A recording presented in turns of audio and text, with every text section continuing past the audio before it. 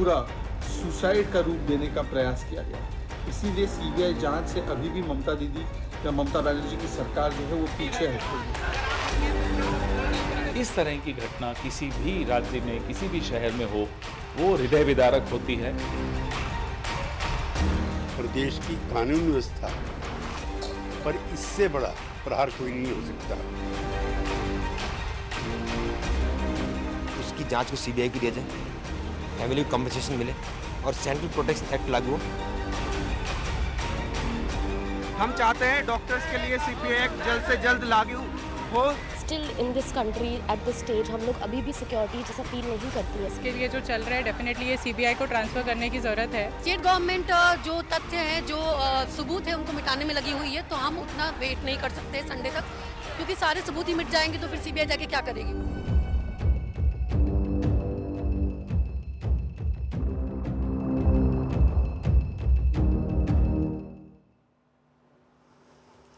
Kolkata city of Joy कहा जाए या सिटी ऑफ फियर। नमस्कार, मैं हूं विकास भदौरिया और आप देख रहे हैं खबर पक्की है। जिन अस्पतालों में जीवन बचाने का काम होता है उसी में एक डॉक्टर की जान ले ली गई और इस वारदात को इतने विभत्स तरीके से अंजाम दिया गया कि देश ने निर्भया को याद करके फिर से एक बार सिर उठा। कोलकाता में एक डॉक्टर की रेप के बाद हत्या के मामले में पश्चिम बंगाल की ममता सरकार अभी और इंतजार के मूड में थी, लेकिन कलकत्ता हाईकोर्ट ने आज तत्काल प्रभाव से केस को सीबीआई के पास भेजने का आदेश सुना दिया। यह रिपोर्ट देखिए। अगर प्रिंसिपल ने नैतिक जिम्मेदारी लेते हुए अपना पद छोड़ दिया है तो ये हैरानी की बात है कि कुछ ही घंटों के भीतर उन्हें फिर से नियुक्त कैसे कर दिया गया।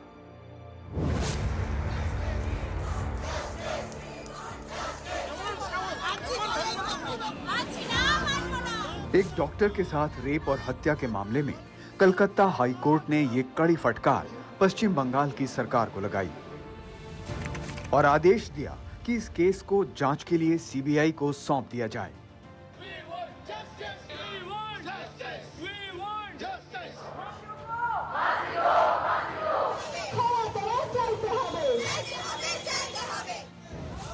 आगे आपको विस्तार से बताएंगे कोलकाता के अस्पताल में जो दरिंदगी हुई उसके खिलाफ कैसे देश के अलग अलग शहरों में डॉक्टरों की हड़ताल चल रही है।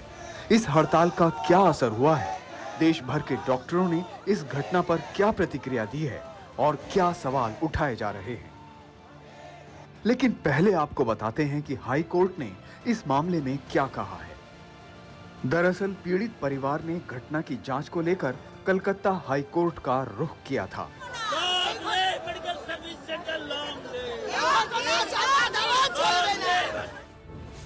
इसके पहले RG Kar medical college and hospital के प्रिंसिपल पद से डॉक्टर संदीप घोष ने इस्तीफा तो दे दिया था, लेकिन इस्तीफे के कुछ ही समय बाद उनकी नियुक्ति Calcutta national medical college and hospital में कर दी गई थी।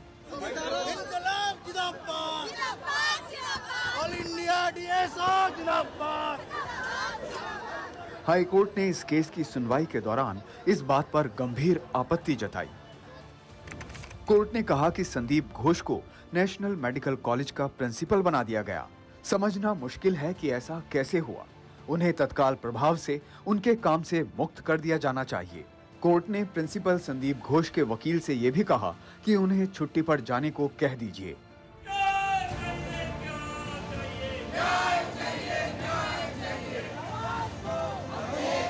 कोर्ट ने इस बात पर भी हैरानी जताई कि अस्पताल प्रशासन ने कोई शिकायत क्यों दर्ज नहीं कराई।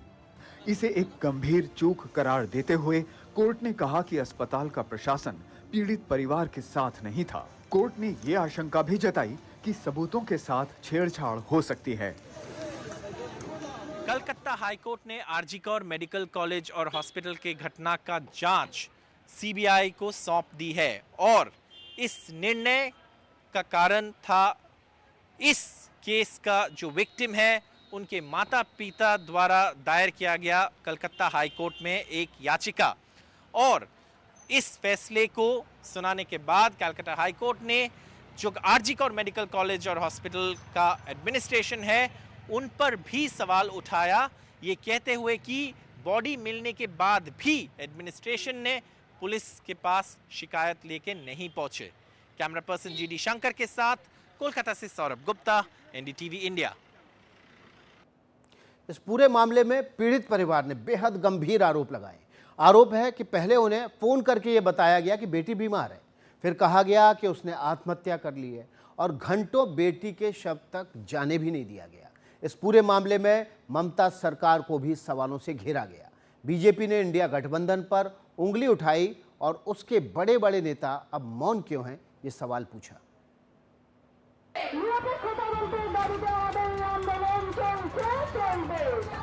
जब सफेद कोट लाल हो जाता है तब पूरा समाज काला हो जाता है। कोलकाता में एक डॉक्टर का रेप के बाद कत्ल हो गया।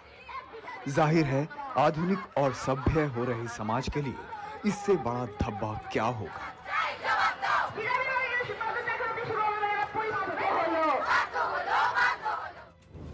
अदालत में पीड़ित परिवार की तरफ से आरोप लगाया गया कि घर वालों के पास पहला फोन यह आया कि उनकी बेटी बीमार है। दूसरी कॉल आई, लड़की ने आत्महत्या कर ली है। माता पिता वहां पहुंचे तो 3 घंटे तक बैठा कर रखा गया। उसके बाद उन्होंने शव को देखा। इस पर कोर्ट ने कहा कि अगर अभिभावकों को 3 घंटे इंतजार करने के लिए कहा गया है तो प्रशासन ने इस पर खेद क्यों नहीं जताया।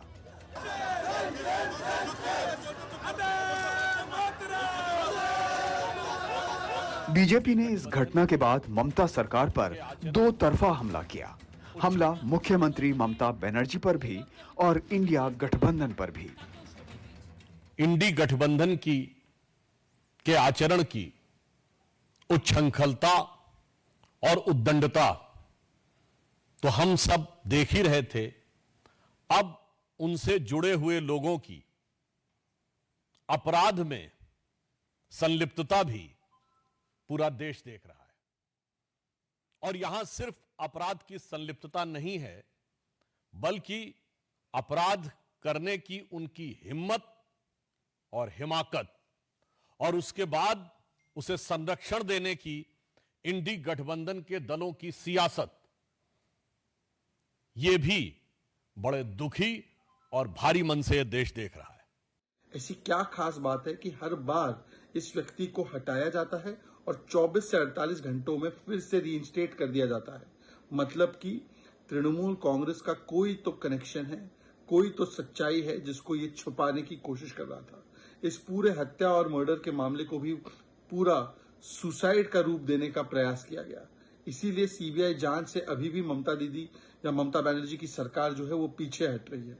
और दुख की बात यह है कि इंडी अलायंस के जो नेता लड़की हूं लड़ सकती हूं का नारा देते हैं, वो इस पूरे प्रकरण पर राहुल गांधी, प्रियंका वाड्रा, खड़गे जी, सोनिया जी, उद्धव ठाकरे की पार्टी, आम आदमी पार्टी, सब लोग चुप हैं। स्वाति मालीवाल पर चुप हो जाते हैं, संदेश खाली पर चुप हो जाते हैं। जब कन्वीनियंट नहीं होता है तब वो चुप हो जाते हैं। कांग्रेस भी इस मुद्दे पर आगे आई। पार्टी ने कहा कि राजनीति नहीं होनी चाहिए। इस तरह की घटना किसी भी राज्य में, किसी भी शहर में हो, वो हृदय विदारक होती है। अगर हम अपने डॉक्टर्स को सुरक्षित नहीं रख सकते, महिलाओं को सुरक्षित नहीं काम करने के लिए अगर वो जा सकती, तो हम किस तरह का समाज में जी रहे हैं और किस तरह का समाज हम बना रहे हैं। इसमें राजनीति की बात नहीं करनी, इसमें बात करनी है हमको मिलकर इसमें रास्ता निकालना पड़ेगा कि हमारी बेटियां, हमारी बहनें, हमारी जो महिलाएं हैं इस देश की, वो सुरक्षित सड़क पर नहीं निकल सकें तो किस तरह का देश है। इस बीच राष्ट्रीय महिला आयोग की टीम भी आरजीकर मेडिकल अस्पताल पहुंची। टीम ने कहा कि सब कुछ एक प्रक्रिया के तहत चल रहा है, थोड़ा समय लगता है।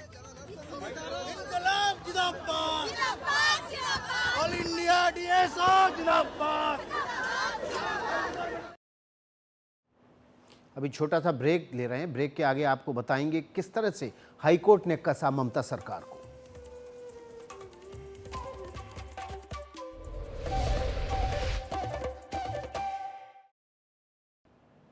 ब्रेक के बाद आपका स्वागत है। हम बात कर रहे हैं ममता राज में सिटी ऑफ भय की।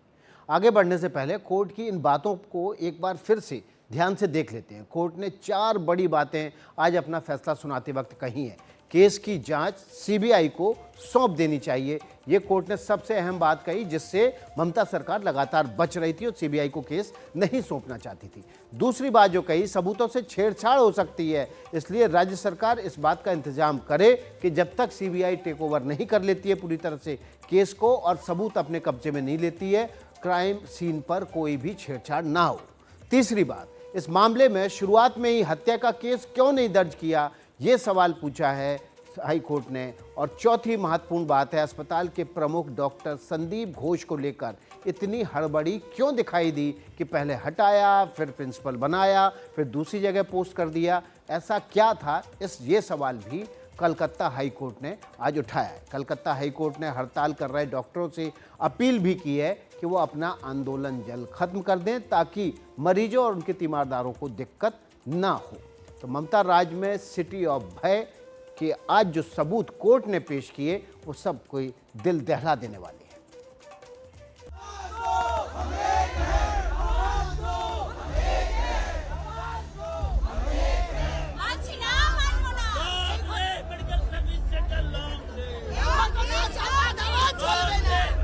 कोलकाता के अस्पताल में हुई दरिंदगी के विरोध में डॉक्टर सड़कों पर हैं।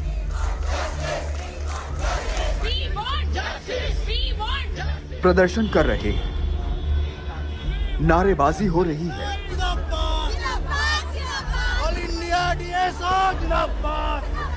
और आरोपी के लिए सख्त सजा की मांग हो रही है। तो जैसे आप देख सकते हैं, जो डॉक्टर्स हैं वो भी आज सड़कों पर हैं।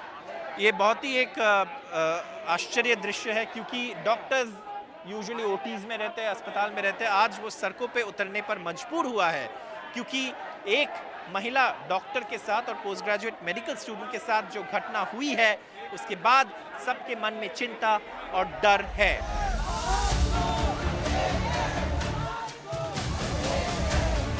दिल्ली में एम्स समेत कई दूसरे अस्पतालों के रेजिडेंट डॉक्टर्स ने हड़ताल की। हालांकि इस दौरान आपात सेवा जारी है। मैडम, अभी भी तमाम जो मरीज आ रहे हैं उनको कुछ कठिनाइयों का सामना करना पड़ रहा है। ऐसे में आप लोगों को क्या लगता है कब तक मांग पूरी हो सकती है और कब तक ये स्ट्राइक चलेगा? स्ट्राइक मांग पूरी होने तक चलेगा। इसका कारण यही है कि अगर बीच में आप रोकते हैं, वो मांगे वहीं पे रुक जाती हैं। जहाँ तक पेशेंट्स का सवाल है, कोई भी पेशेंट को अभी जितनी असुविधाएं, जो प्लान्ड सर्जरीज है काफ़ी हद तक हो रही हैं। जो पेशेंट्स हैं अपॉइंटेड है, दूर से आ रहे हैं काफ़ी। मैं कल अपनी ओपीडी फिनिश करके यहाँ आई हूँ, जबकि वो एक नॉन एसेंशियल पार्ट था, बट अब एसेंशियल ड्यूटीज़ हम धीरे धीरे बंद कर रहे हैं। जैसे जैसे ये न्यूज़ डिसेमिनेट हो रही है, इमरजेंसी सर्विसेज बिल्कुल भी बंद नहीं है। और यहाँ जो इमरजेंसी जिस चीज़ को हम क्लासीफाई करते हैं, उसका स्कोप भी बहुत ज़्यादा है। तो बिल्कुल देखिए, ये जो डॉक्टर्स हैं ये कह रहे हैं कि भले इनकी स्ट्राइक चल रही हो, लेकिन जो इमरजेंसी सर्विस है उसको ये बंद नहीं कर रहे हैं। बस ये शांतिपूर्ण तरीके से अपने साथी को इंसाफ दिलाने की मांग कर रहे हैं। और सबसे बड़ा सवाल जो बार बार ये दोहरा रहे हैं कि डॉक्टर्स की जो सुरक्षा है वो लगातार बड़ा सवाल बनती जा रही है, पर उसको लेकर कोई ठोस एक्शन नहीं दिख रहा है। कि जिस तरीके से वेस्ट बंगाल की सरकार ने इस केस को हशप करने की कोशिश की, दबाने की कोशिश की और जनता के आंखों में धूल झोंकने की कोशिश की है, मैं इसकी भी कड़े शब्दों में निंदा करता हूं।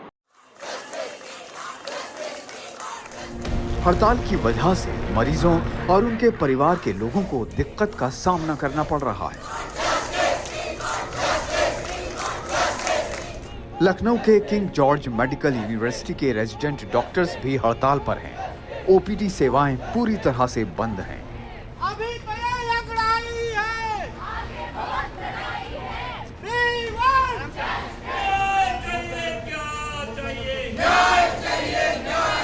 जयपुर में भी रेजिडेंट डॉक्टर्स ने कामकाज बंद कर दिया है, जिसकी वजह से मरीजों की भीड़ बढ़ती जा रही है। आप लोगों के लिए इस कैंपस में, हॉस्पिटल में क्या कुछ इश्यूज हैं जो आप लोगों को लगता है कि जो चीज़ें तुरंत सॉल्व होनी चाहिए? एसएमएस में जैसे कि डॉक्टर्स रूम प्रोवाइडेड है, लेकिन सिक्योरिटी ऐसी है कि जब हम 36-48 आवर्स की शिफ्ट के बाद सोते हैं, पेशेंट के अटेंडेंस कभी भी वहाँ पे घुस आते हैं, हमको टच करके उठाया जाता है कि अटेंड कर लीजिए। एंड सिचुएशन ऐसा है कि ना वाटर सप्लाई है, तो पानी के लिए भी हमको रात को अकेले कॉरिडोर मतलब क्रॉस करके अंधेरे में जाना पड़ता है दूसरे वार्ड में लाने के लिए। तो ये सब एक बेसिक ह्यूमन राइट है, सिक्योरिटी, वाटर सप्लाई, ये सब चीज़ें। कोलकाता में हुई बर्बरता के विरोध में पटना के डॉक्टर्स ने भी प्रदर्शन किया और काम रोक दिया। अगर महिलाएं अपने वर्क प्लेस पे सेफ नहीं हैं तो फिर आप काम कैसे करेंगे? और ये केवल महिलाओं की समस्या नहीं है, डॉक्टर्स के साथ अमूमन बहुत बार ऐसा होता है, वर्क प्लेस पे असॉल्ट की घटनाएं होती रहती हैं। आए दिन हम हमेशा देखते हैं न्यूज़ में कि आज इस इमरजेंसी में, इस ट्रॉमा के सेटिंग में किसी एक डॉक्टर पे हाथ चला दिया गया, किसी एक पेशेंट रिलेटिव ने, और ये हर दिन हो रहा है। और हमारी ये डिमांड हम डॉक्टर्स की 2019 में जब NRS वाली इंसिडेंट हुई थी उसके बाद से और ज़्यादा ज़ोर पकड़ी थी, बट अभी तक अनफॉर्चुनेटली इस पे कोई भी कानून या कोई भी न्याय, कोई भी लॉज लागू नहीं हुए हैं। पटना रेसिडेंट डॉक्टर्स एसोसिएशन, ये एम्स पटना का ब्रांच है, और stop violence against doctor basically ये बात कर रहे हैं safety at the work place. और जो कलकत्ता की जो घटना हुई है उसमें कड़ी से कड़ी कार्रवाई की मांग कर रहे हैं। और ये जो मांगे हैं इनकी, ये पूरी तरह से वाजिब है, क्योंकि आए दिन हम देखते हैं कि डॉक्टर्स के साथ खासकर उनके वर्क प्लेस पे मारपीट की घटनाएं होती रहती है। और जो कलकत्ता की घटना है उसने तो लगभग पूरे देश को हिला के रख दिया। मुंबई में भी रेसिडेंट डॉक्टर्स हड़ताल पर हैं। यहाँ जेजे अस्पताल के डॉक्टरों ने क्या कहा, आप भी सुनिए। बिल्कुल, देखिए आपने यहाँ पर देखा किस प्रकार जो तमाम डॉक्टर्स हैं वो यहाँ पर आए हुए हैं और साथ ही विरोध प्रदर्शन कर रहे हैं कि एक और जहाँ कलकत्ता में जो घटना घटी है उसको लेकर सख्त से सख्त कदम उठाए जाए, वहीं दूसरी ओर जो तमाम बड़े हॉस्पिटल है जहाँ पर अक्सर महिला डॉक्टर नाइट शिफ्ट में काम करती है, उनके लिए एक और जहाँ मामा और सिक्योरिटी गार्ड जैसे लोग मौजूद रहते हैं, लेकिन इसके बावजूद जो पेशेंट्स यहाँ पर आते हैं उनके लिए कहीं ना कहीं उनके साथ कौन है और किस प्रकार के लोग हैं ये देखना भी बहुत ज़्यादा आवश्यक हो जाता है। और क्योंकि ये लोग डॉक्टर्स हैं, ये लोग उन्हें मना भी नहीं कर सकते, तो ऐसे में आज पूरे मुंबई में तमाम बड़े अस्पताल जिसमें जेजे, नायर, सायन जैसे अस्पताल शामिल है, वहां पर विरोध प्रदर्शन जारी है। और साथ ही कोलकाता में ट्रेनी डॉक्टर के साथ हुए दुष्कर्म पर अब जोरों से तमाम डॉक्टर्स द्वारा आवाज़ उठाई जा रही है। मुंबई से कैमरा पर्सन प्रवीण रोहित के साथ सुजाता द्विवेदी, NDTV इंडिया के लिए।